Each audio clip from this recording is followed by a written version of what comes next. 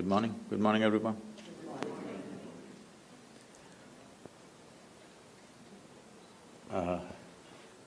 Today, we're supposed to look at life sense.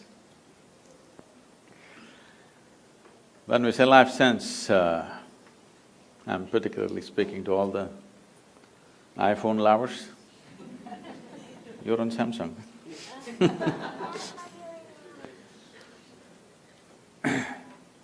There is a gadget far more interesting than your phone. That's called the human mechanism. This is the gadget. Every other gadget is a small drop of this. So, when we say human being, I think for a long time, people have been looking at this human being with too much emotion and too much confusion. But the yogic sciences have always looked at the human being as the ultimate mechanism on this planet. When we say a mechanism, we're talking about something that can work systematically, something that can do things, something that can consistently produce something wonderful. If it is not a mechanism, that means it's one chaotic nonsense. So, there are both type of human beings. Some are just one chaotic nonsense, some have become wonderful mechanism, not because somebody has come with a great mechanism and somebody has not. All of us fundamentally have come with the same thing. Maybe on the level of our physical form and maybe on intellectual levels, there may be some differences. But essentially, all of us carry the same human mechanism. But why is it that one seems to be in a phenomenal state and another seems to be a total mess? There are many ways to look at it.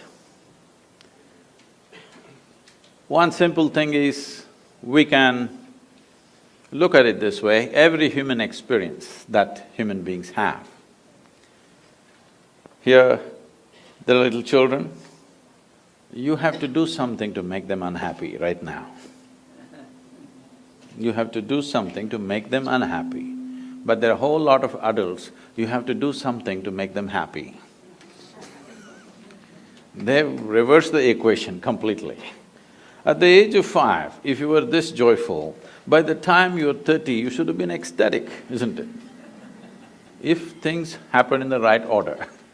But for some reason, it's gotten reversed to most people.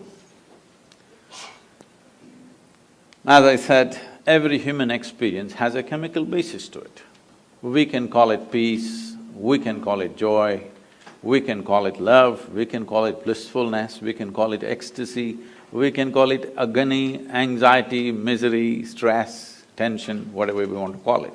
Every human experience has a chemical basis to it. Or in other words, what you call as myself right now is a chemical soup. The question is only, is it a great soup or a lousy soup? If I give all of you the same soup-making ingredients, do you believe that all of you will come up with the same kind of soup? No. 500 varieties of soups will happen, that's all that's happened. All of us have come here fundamentally with the same ingredients, just see in how many ways we have become. The reason is, we have been given such a complex mechanism, and do you agree with me, all the gadget lovers, I'm asking you? This is the most sophisticated machine on the planet, do you agree with me? So I'm asking you, someone gave you such a complex and sophisticated machine, have you read the user's manual? No. So without the user's manual, if you operate something, how would you do it? By accident, something will happen, once in a way it works. Once in a way something is working. And to make this human being happy in pursuit of human well-being, we've ripped the planet apart, all right? I want you to understand there is no ecological disaster on the planet. Ecological disaster is just a consequence of human beings not knowing how to be joyful by their own nature. because we are seeking it everywhere else except here. But all human experience happens from within. What happens here, if you try to cause it from outside, then you have to burn the planet definitely, and that's what we're doing. So ecological disasters have not happened because of something else, only in pursuit of human well-being, isn't it so? Hello? Yes. So, in pursuit of human well-being, last 150 years, we've done too many things using the power of science and the prowess of technology. We've done too many things, so many things that if you happen to be here 200 years ago and you're here again today, you wouldn't recognize the place for anything. Everything has been changed. Because of this change, much comfort and convenience has come. When it comes to comfort and convenience, we are definitely the most comfortable generation ever. Do you agree with me? I'm asking even those who are standing.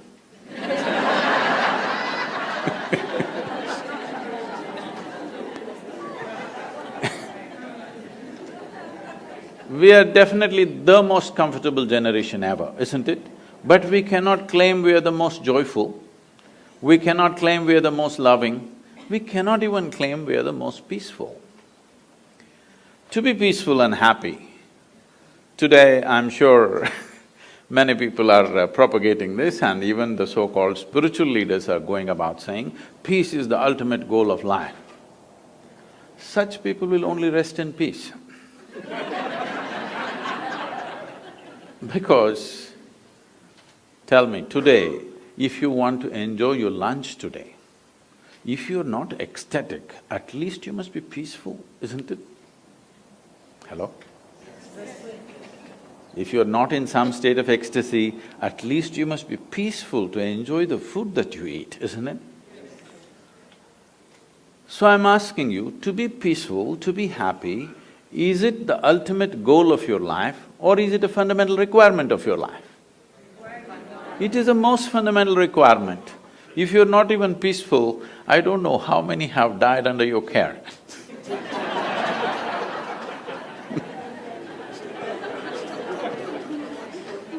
Because when you're not even peaceful and happy, you tend to do things which are neither good for you nor for anybody, isn't it? This is the nature of the human being. When we are not peaceful and happy, don't we tend to do things which were not good for us and not good for anybody? Now, this peace has been taken to heaven. People say, if you say peace, people say divine peace. If you say joy, they'll say divine joy. If you say love, they'll say divine love. These are all human things. Human beings are capable of being peaceful, joyful, loving, but all these things have been exported to heaven by those who are crippled. Crippled lives have exported these things to heaven. If you say peace, they say it happens only there. If you say joy, it happens only there. If you say love, it happens only there. Even your dog is capable of being loving, isn't it so? You don't have to reach as far as God to know love. A dog will do it, yes? Consistently, yes or no? If you get yourself a dog, 12 years guaranteed love affair or no? Yes? I wouldn't say the same thing about everybody else, but there is no guarantee about others, but a dog is a guaranteed love affair, isn't it? Now, these things have been raised like this. You know, I was to speak at Tel Aviv. I was flying out of Atlanta. I was to land there in the morning and speak at 6:30 in the evening, but then I land up there at 6 o'clock in the evening because of some flight delays.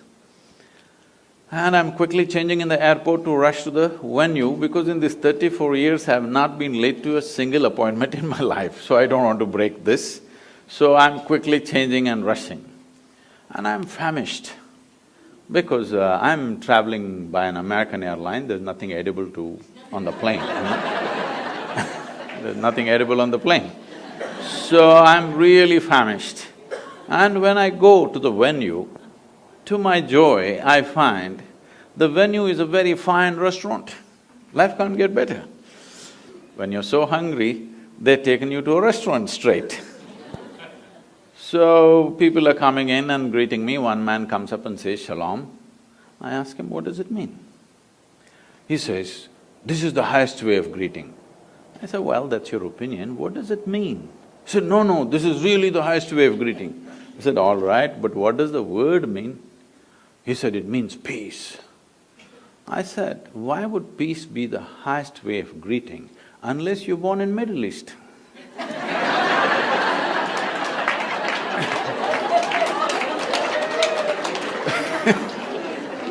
In South India, somebody comes up to me in the morning and says, "Peace." I'll say, "What's wrong with you?" So I'm saying anything that you are deprived of will slowly rise to heaven. Everything that human beings are talking about, everything that human beings have attributed to their gods, everything that human beings have exported to heaven, these are all human qualities. Yes?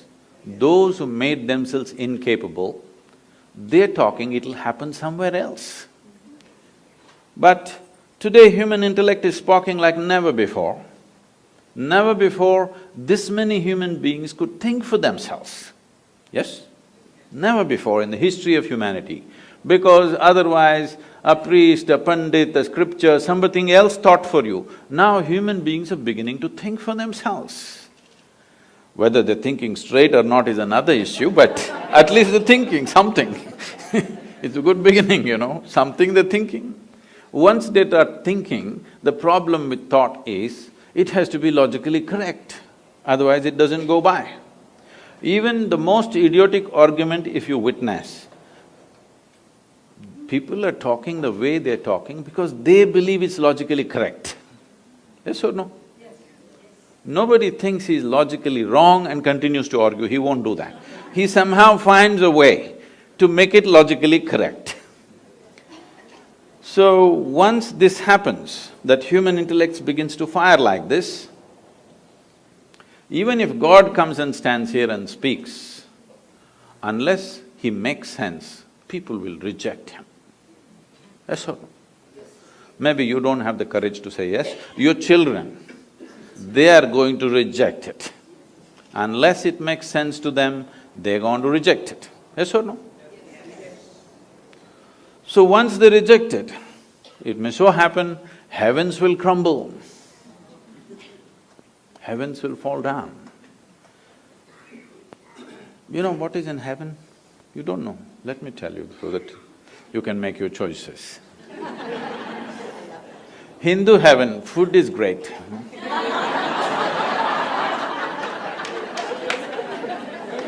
Because Nala himself cooks for you there.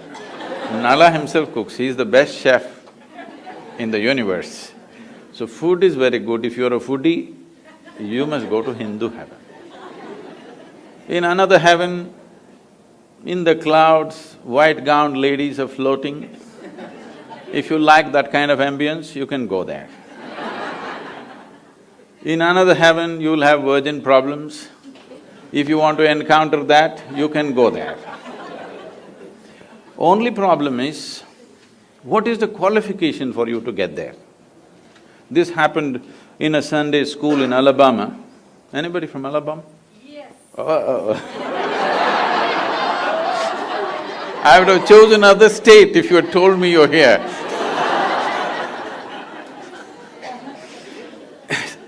The Sunday school teacher in his enthusiasm asked the tiny tots, "What do you have to do to go to heaven?"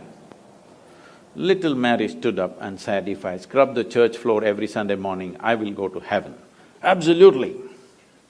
Another little girl stood up and said, "If I share 50% of my pocket money with my less privileged friend, I will go to heaven." "Absolutely." Another boy said, "If those who are in need of help, if I reach out and help them, I will go to heaven." "Correct." Little Tommy in the back bench stood up and said, "You gotta die first."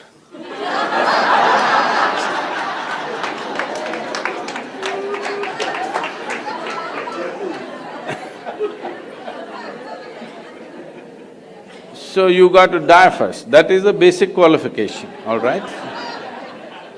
So when you die, depending on your culture, we'll either bury you or burn you or feed you to the birds. One of the things we will do to you, yes? It is the or in other words, anyway, your body, we put it back into this earth because this body is something that you borrowed from this planet, isn't it so? You're on loan. If you were planning to take it to heaven, you're a willful defaulter, you know? Yes? It's good to pay this back, isn't it? What we have taken, we can use it well. When it's time, we must pay back the loan or no? Put it back into the earth. Whether you like it or not, they will. So once you left your body here, what will you do with good food and virgins and all this stuff? These are all problems that people have when they have a body, isn't it? Once you put the body here, what will you do with all these things? So I'm saying, once intellect fires big time, we have kept it down because if you ask questions, we would have you dead for a long time. Please understand. With this we had kept it down, but we can't keep it down anymore. Now people will ask all kinds of things. When they ask 2-3 questions, heavens will crumble. Heavens may crumble, but human longing to experience something more will not go. The human longing to experience something will always be there. If you take away the hope that somewhere else it's going to happen to you, people will start seeking solutions here. When they start seeking solutions here, if you don't show them a way, if you don't show them a way which is logically correct and scientifically ascertainable way, where you can take charge of your inner experience and cause the kind of experience that you want to be in, if you don't teach them the ways, if you don't give them the technologies for inner well-being, then I would say in another 60 to 80 years' time, 90% of the humanity will seek chemical solutions. They will be either on drink or drug. Tell me, most of you, whatever your age right now, when you were 20 years of age, how many people were drinking and drugging on this planet? Today, how many people are doing? Has it gone up by 1000% at least? 10 times over or more? It has. This is because people are seeking solutions here, because slowly all these people are losing faith that somewhere else it'll be better. They're trying to make it better right here. If you don't show them the right way, they will somehow try to do it. Now, I'm not looking at this as a moral issue. 90% of the people being on drink and drug is not a moral issue for me. One responsibility we have as a generation of people is that when we leave, we have left a generation which is at least one step better than us. This is a fundamental responsibility we have as a generation. But when we leave, if we are all on 90% of us or on drink and drug, when we will leave a worse generation than us, because we will become incapable of even producing a better generation. And this will be a complete failure of who we are, everything that we worked for, the development of civilizations, all this will go waste if 90% of the population goes on this. In New York City, what do you think is the percentage? I'll leave it to you. People from New York tell me. What do you think is the percentage who are seeking some kind of chemical solution for their experience to make themselves peaceful? They have to drink something or pop something. What do you think is the percentage?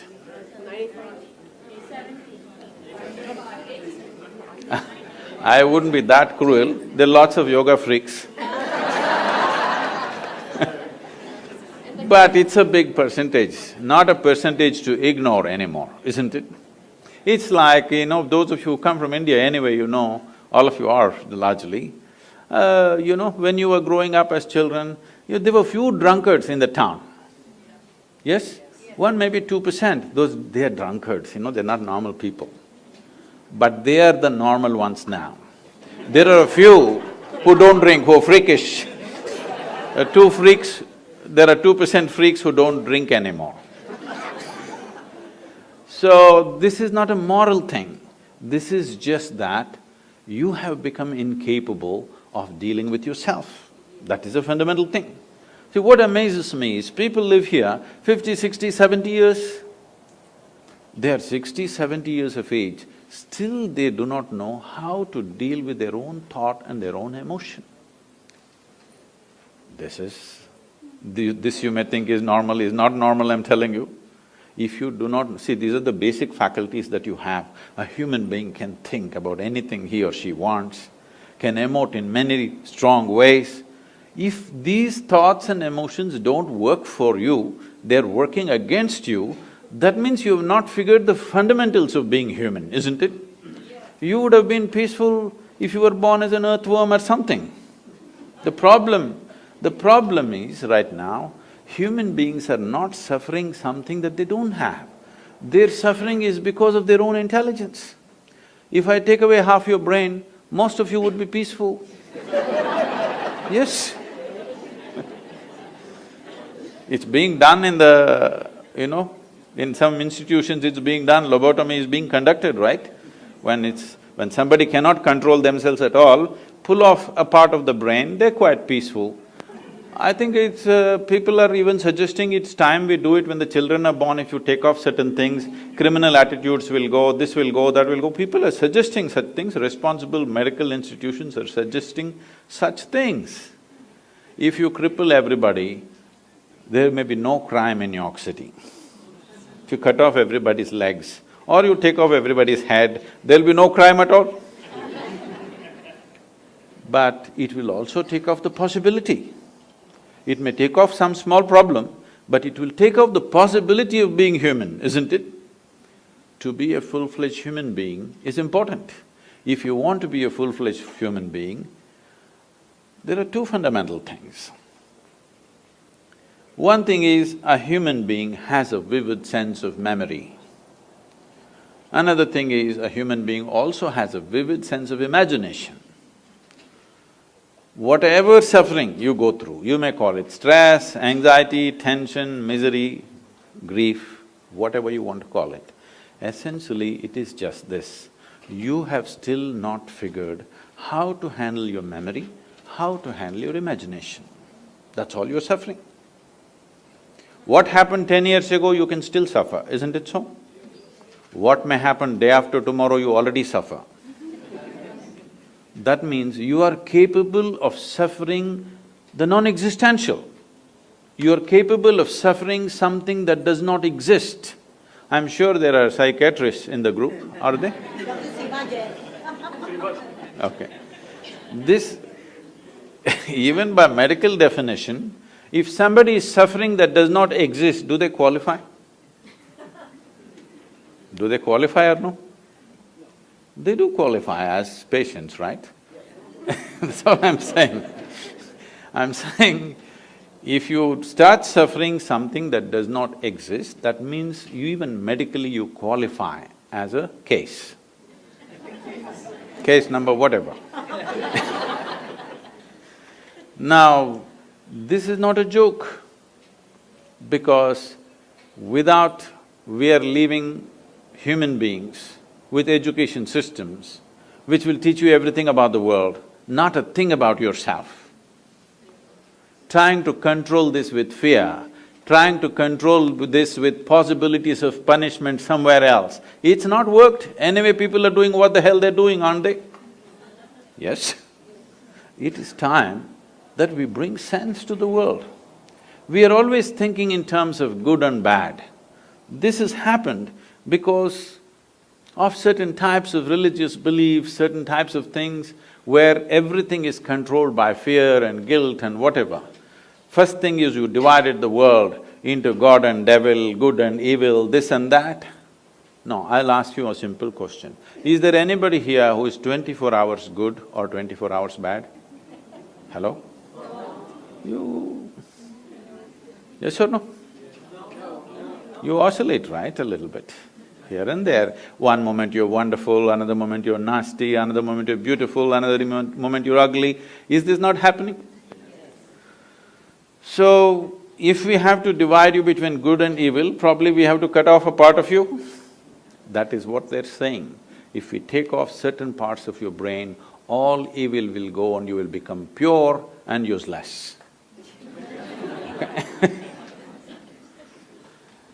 The biggest problem is we've been trying to produce good people. The world never tried to produce sensible and joyful people. We've always been striving to produce good people. And it's good people who are constantly at each other.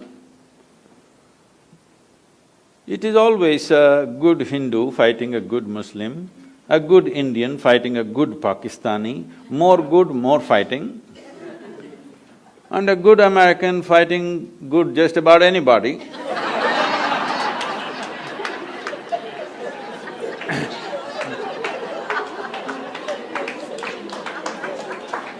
Because the more good you think you are, more confrontational you have become. Please see this. The more good you think you are, you naturally become more confrontational with just about anybody around you. If you think you're very good, how this has come to you in your mind is, you look at these people, she's not okay, she's not okay, she's not okay, he's not okay, he's not okay. Compared to all these people, I'm good, I'm very good means nobody is good. Nobody is okay. Nobody is okay is not a question of goodness, it's a question of madness.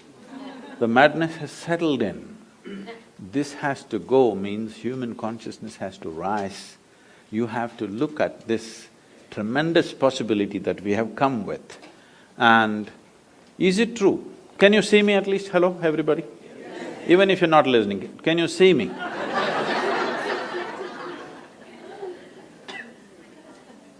Use one hand, point out where am I, please. Try. No, you know I'm a mystic from South India, you got it all wrong. Now this light is falling upon me, reflecting, going through your lenses, inverted image in the retina, you know the whole story. So where do you see me right now? Within yourself. Where do you hear me right now? Within yourself. Where have you seen the whole world? Within yourself. Have you ever experienced anything outside of yourself? Have you? Right now, someone sitting next to you, if they touch your hand, you think you're experiencing their hand. No. You're only experiencing the sensations in your hand, isn't it? Even without the help of the other person, you can, with little imagination, cause the sensations you want, isn't it? So your entire experience of life, light and darkness is happening within you. Agony and ecstasy happens within you, joy and misery happens within you, peace and turmoil happens within you. If every human experience is generated from within, at least what happens within you must happen your way, isn't it? World will not happen your way, and I'm glad it's not happening your way, because if the entire world happened your way, where do I go? I'm glad it's not happening your way. Little bit my way, little bit your way, little bit somebody else's way, it's all right. But the important thing is, this one is not happening your way. This is a big problem, isn't it? If this one person, yourself, if this one person happened your way, would you keep this person blissful or miserable? You must make a choice, I'm going to bless you right now. What is your choice? For yourself, what is your choice? Highest level of pleasantness, isn't it? What you want for your neighbor may be debatable, but what you want for yourself is very, very clear, isn't it so? But why such a simple thing is not happening? Simply because, you know Charles Darwin? Some 150 years ago, 2012 was 200th birth anniversary of Darwin. Some 150 years ago, he propounded a theory and he said, what was a deer could have become a giraffe? So many million years. What was a pig could have become an elephant? So many more million years. What was a monkey became a human, but it happened rather quickly. Yes. So quickly that anthropologists think there is a missing link. They're still looking out, I'm saying. Did anybody meet? Did you meet a missing link, I'm asking? No. Now, they're saying the DNA difference between you and a chimpanzee is only 1.23%. 1.23% is not much of a difference, isn't it? Not much of a percentage. Not a percentage to boast about, isn't it? The thing is just this, physiologically, you're only 1.23% away from a chimpanzee. But in terms of your intellect and awareness, we're worlds apart from a chimpanzee. So this is the problem. You have an intelligence for which you don't have a stable enough base. Now, this same intelligence, the sharper it is, the more it pokes you. So people are thinking dulling it, either with wine or divine, is the solution. Somehow dull it for some time and you feel peaceful. Dulling it not the solution, sharpening it to a point where it'll work for you is the solution, isn't it? If you dull it, you're somehow crippling yourself, isn't it? In some way you dull the system. Maybe you think it's temporary, but if you dull the system, in some way you're crippling yourself. If crippling yourself is a solution, death is a better solution, isn't it? Yes or no? If taking a little bit of the brain is a solution, blowing your brains out is definitely a better solution, more efficient. This happened. I was teaching a program in India and somebody stands up and she introduces herself. She says, "I've come from Singapore. In the last 2 years, I committed suicide 5 times." I said, "Stop. At this level of inefficiency, you're not getting anywhere."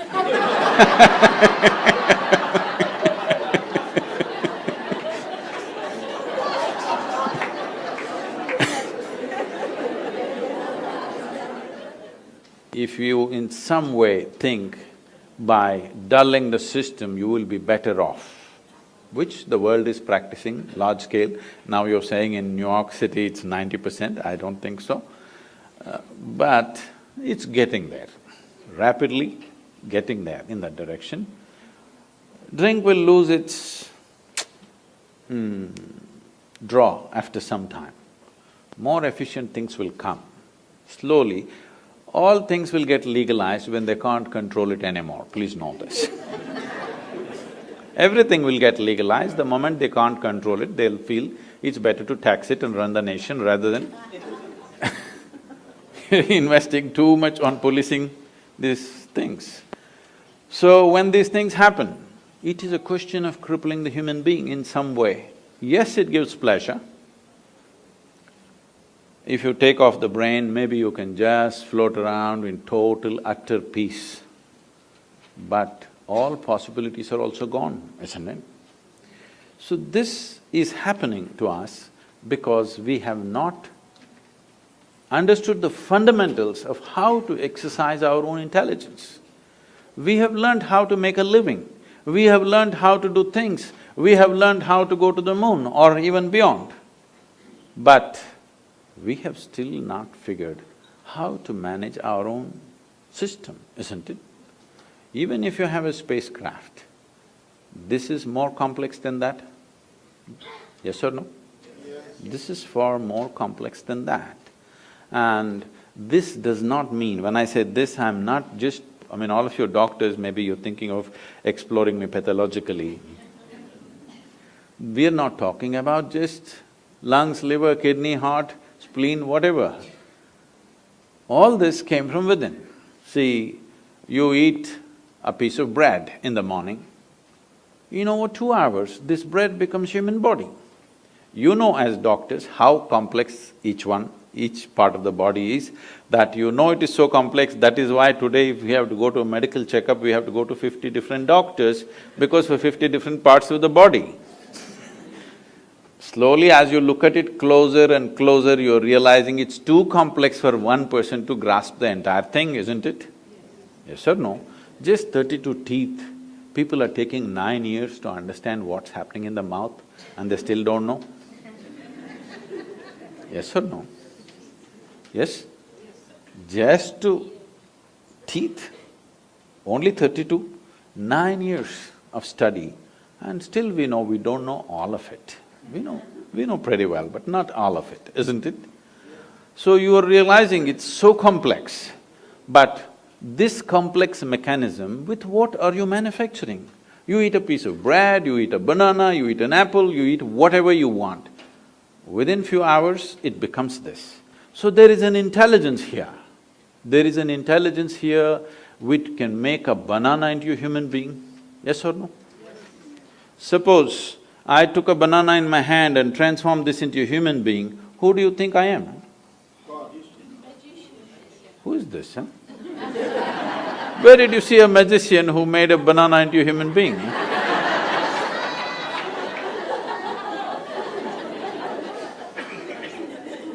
What is this? Only Creator could do this, isn't it? But every one of you are doing this every day. Only thing is, you're doing it unconsciously. If only a drop of this intelligence entered your life in a conscious form, you would live magically, not miserably. Life wouldn't be a struggle, it would be an ecstatic breeze. This happened in 1924. There was a bishop in Istanbul who is from the Orthodox Greek community. You know, the Orthodox Greek community have their own pope in Istanbul. They believe they are the only real Christians, the rest are no good. So they have their own pope and they have their own stuff going. Being on the Silk Route, exotic stories from India keep wafting across the Bosphorus too often. So he heard so many magical stories. And he always wanted to go to India, but being a man of cloth, he couldn't decide where he goes. So when he was over 60 years of age, when he semi-retired, he got the opportunity to come to southern India.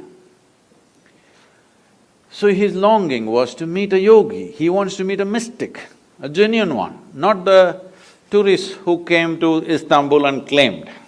He wants to meet a real one. So somebody told him, you go up this mountain, and they gave him some landmarks.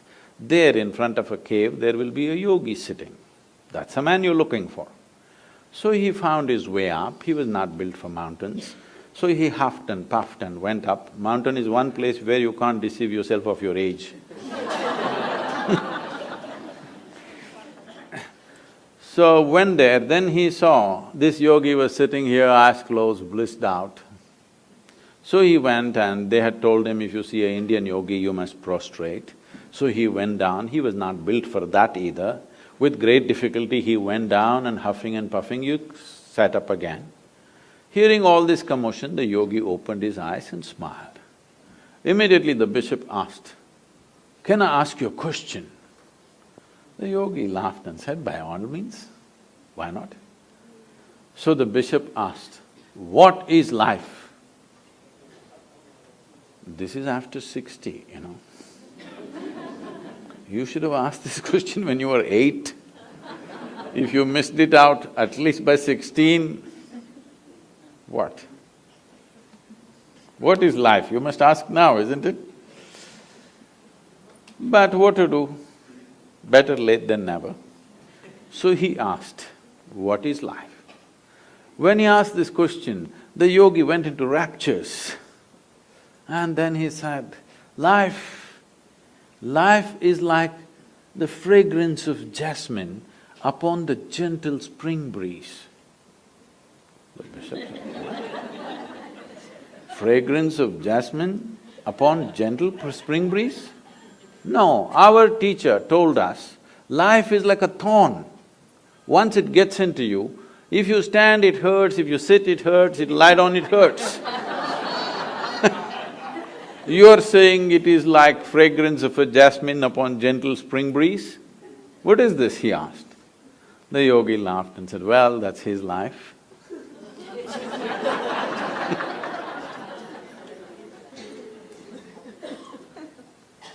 The experience of your life is entirely generated from within, is that so? What is being generated from within must be happening your way. Must happen your way, isn't it? But right now, just about anybody can make you happy, make you unhappy, make you miserable, make you frustrated, make you angry, make you so many things. This means you're in a very deep state of slavery. Somebody decides what should happen within you, not even around you. What should happen within you, somebody decides. This is a terrible state to be in, isn't it? Because we have not taken charge of this fundamental thing. Something so tremendous has been given to us, but we are busy. We read one piece here, one piece there, we read one tidbit from this scripture, another tidbit from that scripture, and self-help book, this book, that book, all tidbits. But it's not working here and there in small way. On a certain day, a bull, you know a bull? A bull was grazing. Chomp, chomp, chomp, chomp, chomp. Slowly, green grass led him deep into the jungle. He went deep inside. There was a lion who was past his prime and he was having difficulty hunting in the jungle because the animals are fast and he is getting slow. Then he saw, after many weeks of grazing, this bull had become nice and fat. He saw this nice fat bull, his mouth watered. He stalked him, found the right moment, pounced upon him, killed him and ate him up. Stomach became full. With great satisfaction, he roared. There were a few hunters passing by. They heard this roar, they tracked the lion down and shot him dead. The moral of the story is, when you're so full of bull, you should not open your mouth.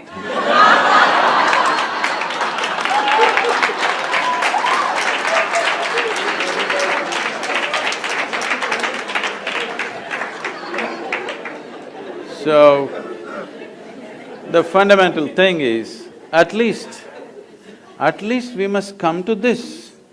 What I know, I know. What I do not know, I do not know. Is this okay? Can we come to this much sincerity? What I know, I know. What I do not know, I do not know. Is it okay? Yes. No, right now the thing is, whatever I don't know, I believe. Whatever I do not know, I believe. Once you believe, you get enormous confidence without clarity.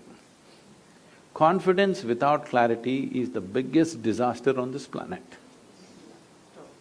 Human beings who don't have clarity must at least have humility and hesitation in them.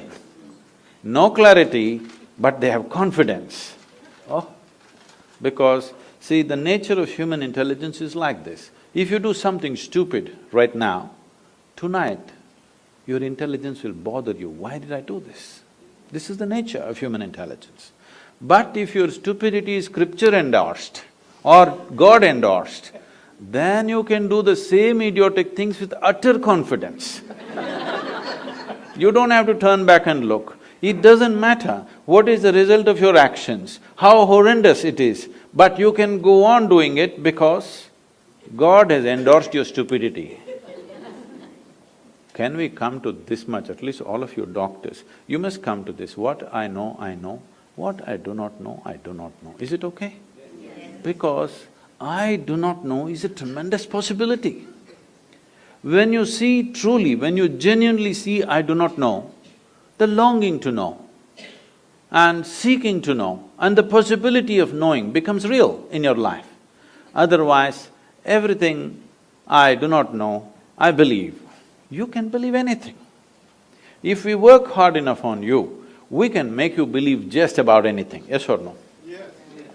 From your childhood, if we work on you, we can make you believe anything. Right from your childhood, if I go on telling you, my little finger is God, if I raise this little finger, divine emotions will genuinely overflow within you, yes or no? If you feel this is too bare, I can dress it up. We can do some things. This happened. I was speaking to a group of people in Nashville, in Tennessee. Tennessee people? Hey, okay. And I was just telling them a joke. In the joke, I referred to God as Him. Immediately this few ladies stood up and said, "Do you believe God is a man?" I said, "Whoa, whoa, whoa."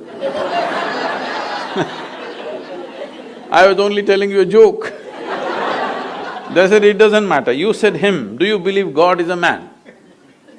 Now this is a big issue in some of the southern churches in America. Is God a man or woman? They're trying to settle in this election, of course, but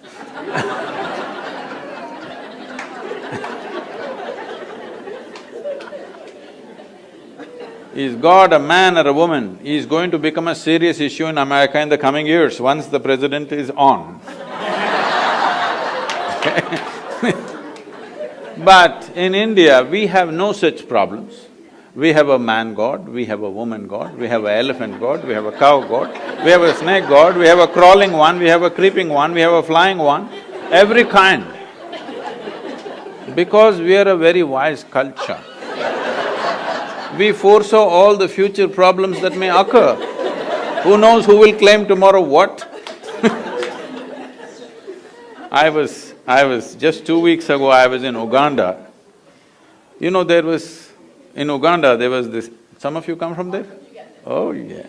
I was in Uganda 2 weeks ago. And Idi Amin declared, "God is black." I agree with him. Because if a white man can have a white god, why can't a black man have a black god? What's the problem?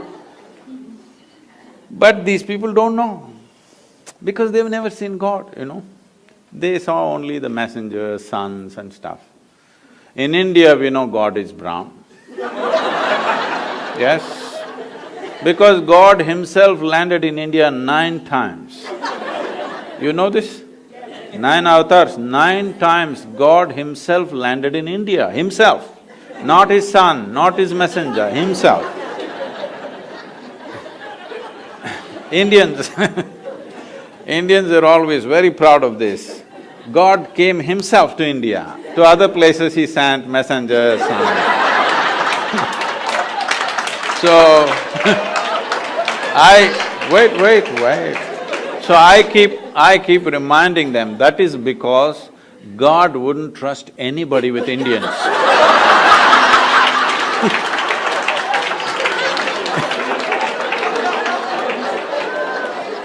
He wanted to do the job hands-on. So He Himself came 9 times and failed. 9 or 10 times debatable, but failure is not debatable, isn't it? So, we can believe what we want. Our beliefs may have something to do with our cultural milieu. We can wear our culture. Culture is the color of our life. We can wear our culture, we can be proud of it, we can enjoy it, but culture is not a tool for seeking truth. Culture is not an efficient tool, because what you do today, whatever nonsense you do today, is tomorrow's culture, yes or no? Whatever nonsense they did yesterday is today's culture. Culture is never a conscious process, to some extent maybe. Rest is all hodgepodge of all kinds of things that many people did, isn't it so? Do you believe that all of you consciously creating tomorrow's culture? Are you? Not at all. Whatever nonsense you do, your children will pick it up and they'll do it little differently, isn't it? So, culture is not a conscious tool, culture doesn't have sharp edges, it is just like that, simply evolving like an amoeba in various forms. everybody in this room full of people, each person will have their own understanding of what is Indian culture right now. Yes or no? And you're free to have that, because it is you who making the culture, you're the producers of culture. This is not an instrument of truth. But if you do not know the truth about your own nature, how can you conduct this well? Only by accident. When you conduct something so sophisticated by accident, anxiety is natural, isn't it? Everybody is a client, you can put that up in your practice. Psychiatrist, everybody is a client. I was just joking, we started many crematoriums because the conditions were very bad in southern India. Isha started many crematoriums. People asked Sadhguru, what should be the byline? So we called it Kayantasthanam, that means where the body ends. Byline, I said, put it, everybody is a customer. Don't do any market development, just wait. Everybody will come one day. You don't have to do any marketing. Anyway they will come, isn't it? So madness is also going to become like this, that almost everybody is a client. If you get angry, you say, I'm mad at you, isn't it? You're admitting it. But without doctor's help, you're able to come back to reasonable states. But you're flying off. One day when you cross the line, if you cannot come back, then you're clinically ill. Yes? But otherwise also you're ill. If you do not know how to manage your own thought, if you do not know how to manage your emotion, if your intelligence does not function for you, it functions against you, would you term this kind of madness? Maybe there are not enough couches for all of you, so we left you loose on the street. But it's happening, isn't it? So, especially all of you being in medical profession, I would plead with you, you must invest some time upon yourself. If you believe that the work that you're doing is important, the most important thing is you work upon yourself. Because nobody can produce anything beyond themselves. Your work is only an expression of what you are. Nothing more than you can ever happen. Unless you enhance this, what you do can never be enhanced. Enhancing this means, there are many ways to look at it. I'll put it very simply, considering that I have to catch a plane. See, when we say intelligence, today, because of English language and the so-called modern education, the kind of education that most of us have gone through is just education which was designed to produce obedient people, not intelligent people. It was not designed to cultivate geniuses. It was designed to curb your genius and make you into an obedient person, so that you can take orders from Her Majesty's service. Yes, essentially it was created for that purpose. Maybe you're useful in some job, but it will not allow you as a human being to really blossom, to create something. It is created for mass production of something, whatever that is. There are some interests, goals set up by other people, how to produce nuts and bolts for that large machine that we have created is how the education is structured. This is not cultured for individual enhancement, this is not cultured for… See, if you're looking at… Anyway, the children's schools are called nurseries, isn't it? A nursery means what? You must provide conducive soil for this plant to grow its fullest possibility. This is the aspiration for every life, whether it's an earthworm or a grasshopper or a tree or a bird or an animal, all of them are aspiring to become full-fledged life, isn't it? But the problem is, we know what is a full-fledged grasshopper, we know what is a full-fledged earthworm, we know what is a full-fledged bird, we don't know what is a full-fledged human being.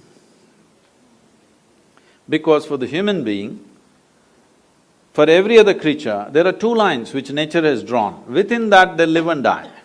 For the human being, there is only bottom line, there is no top line. Because there is no top line, people are suffering. Or in other words, what you're suffering is not your bondage, as people are telling you. What you're suffering is your freedom. Because nature has left you free, you can be any way you want right now. See, if you were born as a tiger, you wouldn't have this confusion, you know. You wouldn't sit and worry, will I become a good tiger or not?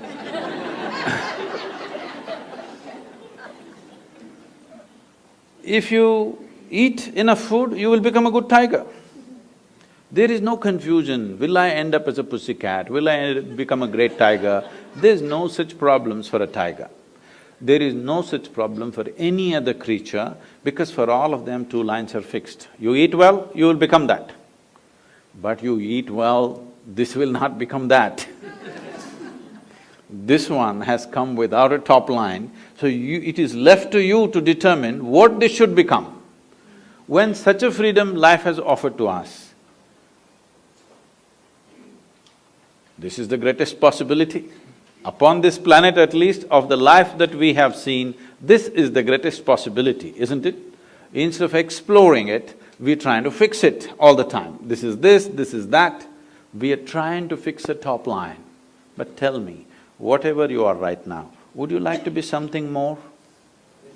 You must tell me right now, otherwise I'll bless you.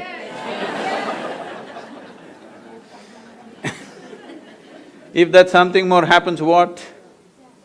You want something more, if that happens, what? More. So, you seem to be wanting to expand in installments slowly. So let's say I will make you the king or queen of this planet. Don't look at me hopefully. Does it look like I'm going to commit such a blunder today? No. Suppose you become the king or queen of this planet, will you be fulfilled? I'm asking you. You will look at the stars, isn't it? Yes or no? This is the nature of the human being, because you are not looking for more, you're looking for all. And all cannot happen physically. If you're looking for all, this means you're looking for a boundless goal, an infinite goal. You're looking at infinity and going in installments. This is a terrible crippling process. Yes, you're looking at the infinite, your goal is infinite nature, but your approach is installments. Can you count 1, 2, 3, 4, 5 quickly and arrive at infinity one day? You will only become endless counting, isn't it? So if you're longing for something infinite, this means you're longing for something without boundaries. You're longing for something without boundaries means you cannot approach it with a dimension with boundaries. When I say dimension with boundaries, see, everything physical is possible only if there is a defined boundary, isn't it? Now, this we call a physical body because it has a defined boundary. If we pull out all the boundaries, then this is no more physical, isn't it? Physicality is a consequence of boundaries, but there is something within you longing to become boundless. If this longing to become boundless, if you give it an unconscious expression, if it finds a very basic physical expression, we call this sexuality. All you're trying to do is something that is not you, you're trying to make it a part of yourself. It seems to work for a moment and after that it doesn't. If you find an emotional expression for this, we call this love. This again the same thing, something that is not you, you're trying to make it a part of yourself. If it finds a mental expression, it gets labeled as greed, ambition, conquest, or simply shopping. If it finds a conscious expression, generally we used to call it yoga, but in New York City, I'm a little afraid to use that word because immediately all of you may start what people are doing in the Times Square, you may start doing it right here, it's just next door. No, yoga does not mean twisting and turning your body. Yoga means you learned how to obliterate the boundaries of your individuality. You learned how to erase. Why should I erase? Not that you should erase, because there is no boundary, it is only your psychological structure which is giving you a boundary. Right now when you sit here, You are absolute, isn't it? This is me, that's you, 100%. But try this and see, close your mouth, hold your nose like this for a minute. You will know that this is not absolute, this has to transact continuously, isn't it? What you exhale, the trees are inhaling, what the trees exhale, you are inhaling. If you stop this transaction, or in other words, for those of you who are pulmonologists, one half of your lungs is actually hanging out there on the tree, isn't it? Yes or no? One half of your lungs is out there because this cannot function without that. Now, this is not just on the respiratory level, every subatomic particle in this body is in constant transaction with everything in this cosmos, otherwise this cannot exist for a moment. See, here we are, sitting on a round planet and the damn thing is spinning on top of it. And in the middle of nowhere, you don't know where it begins, where it ends. Here we are sitting and doing all this talking. Obviously, a million forces that you don't even understand are keeping you in place, isn't it? Yes or no? If you don't know, you go up a mountain or dive into the water, you will understand what I am saying. If you go up a mountain, your brains will fill up with water. If you go down, your blood and brain will become full of air. All that's happened is little change in pressure. So the whole lot of forces, even managing and keeping you in place and in one piece, isn't it? If all the pressure is taken out, we may become bits and pieces. Too much pressure, we may become something else. Not just pressure, on a million different ways. This is right now being supported by too many things. You're on life support, I'm saying. Constantly, otherwise this cannot last by itself. So, anyway, there is no boundary for this life to exist. The life within knows this. Even the body knows this. Only your mind doesn't know this. Your mind thinks you're an absolute creature by yourself. So when you consciously erase this boundary in your mind, this means you can sit here and experience everything as yourself. If everything in the universe you begin to experience as myself, then we say you're in yoga or we say you're a yogi. This means a union has happened, you have successfully erased. What is the use of this? This means there are different dimensions of intelligence within us. Unfortunately, our education systems are using only one aspect of it, which is called the intellect. In yoga, we identify 16 dimensions to human mind. These 16 dimensions are seen as 4 parts. We will look at these 4 parts. This is called as buddhi, ahankara, manas and chitta. Buddhi means intellect. Intellect must be sharp, otherwise it won't work. But it is the sharpness of the intellect which is cutting you up every day. Not because intellect is a bad thing, if you don't have a steady hand, a sharp knife is a problem, isn't it? Why we don't give a knife to a child's hand is not because the knife is dangerous, because a child doesn't have a steady hand.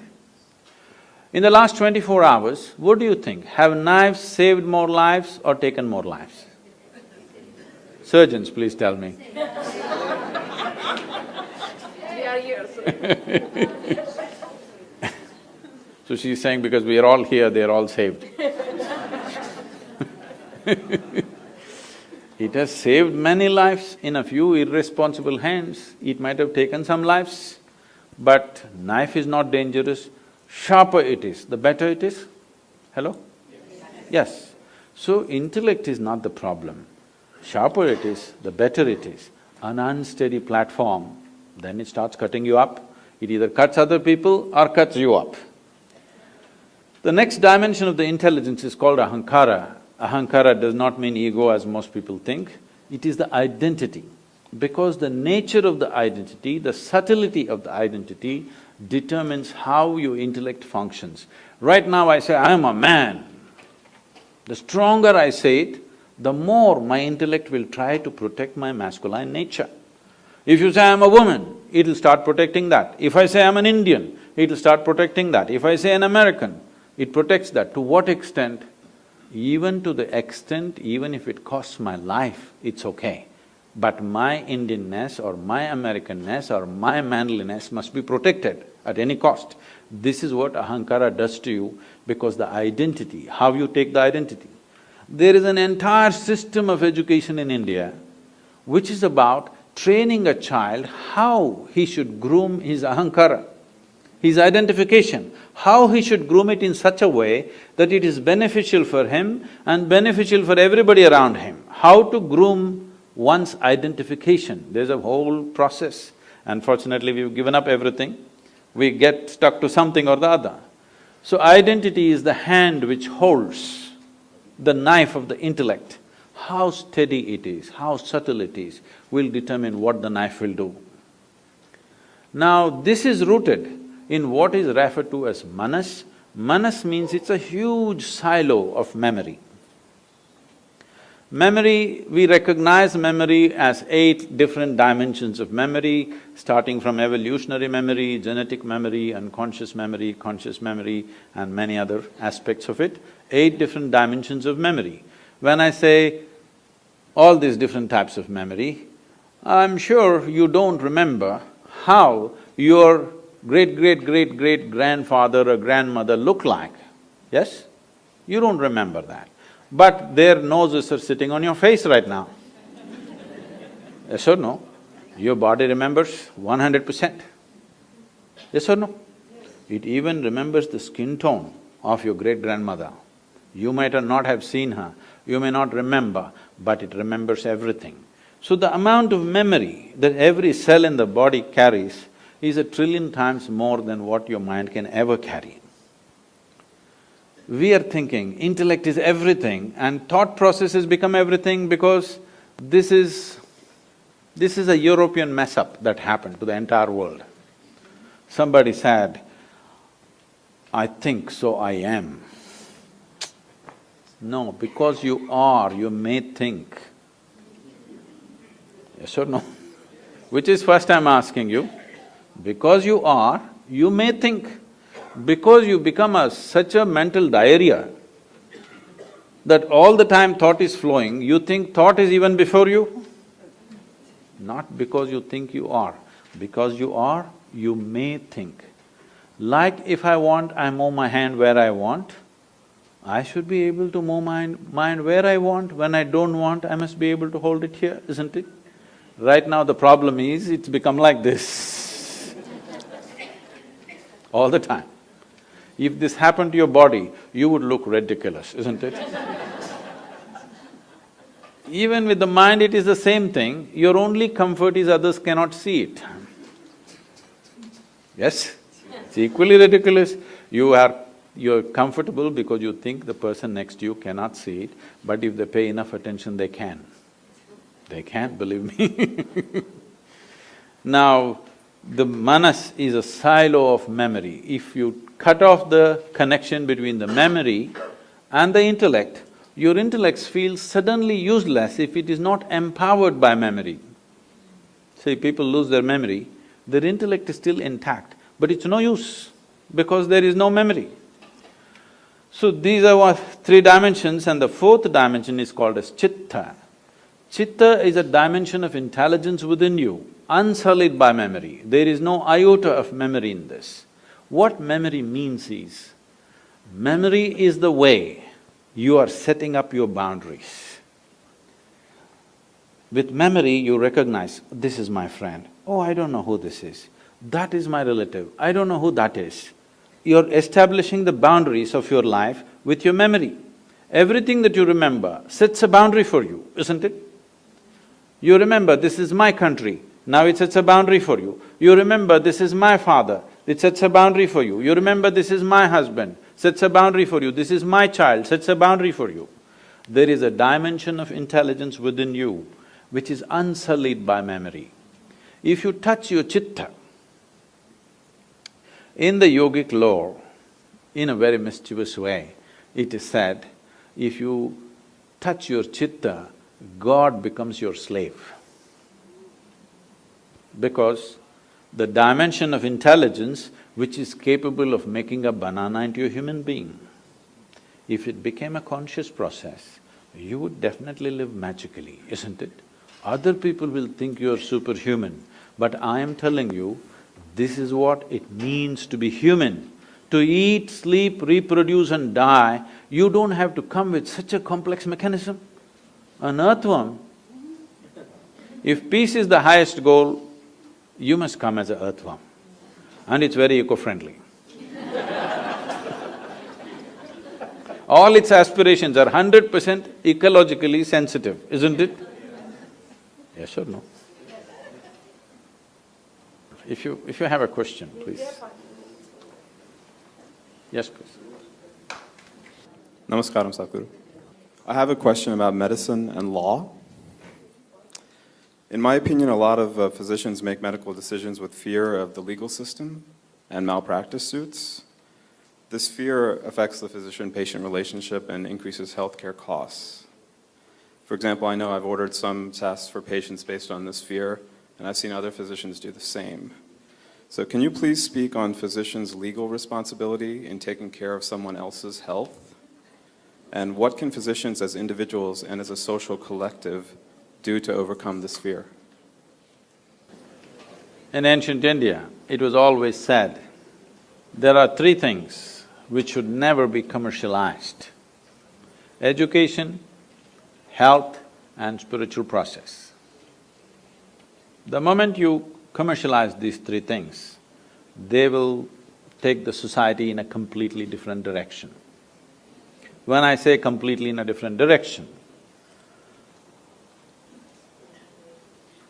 people are telling me, I have no way to check the statistics, they're telling me the food industry on the planet is $7.6 trillion. The pharmaceutical industry is $7.2 trillion. By the end of 2017, they're saying the pharmaceutical industry will be well above the food industry. This doesn't look like we are creating health on the planet, right? We are eating more medicine than food. Doesn't mean that we're doing great, obviously. So somewhere we've gone little off the rails. And I'm sure, I know what I say is not going to be very popular here. All of you have taken up a certain oath, isn't it? So your commitment is to health. Your commitment is not to legal systems. Your commitment is to health and life of the person who sits in front of you at that moment, or usually they lie in front of you probably.